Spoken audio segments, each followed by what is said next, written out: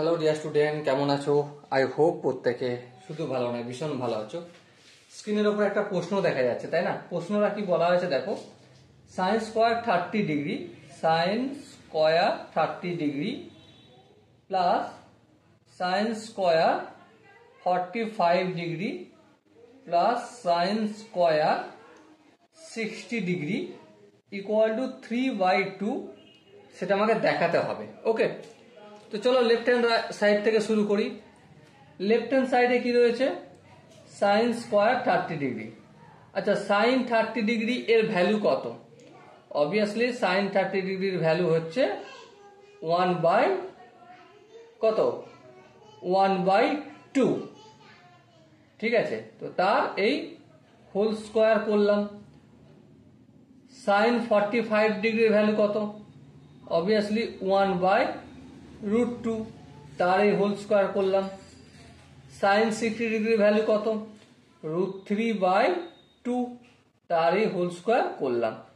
এবার দেখো 1 আর 2 পুরোটা হোল স্কোয়ার, যদি হোল স্কোয়ারের এটা ডিকোড করি তাহলে 1/4 পাবো, আর এটা ডিকোড করলে 1/√2, তার হোল স্কোয়ারটা ডিকোড করলে 1/2 পাবো, আর এখানে কি পাবো? 3/4 পাবো।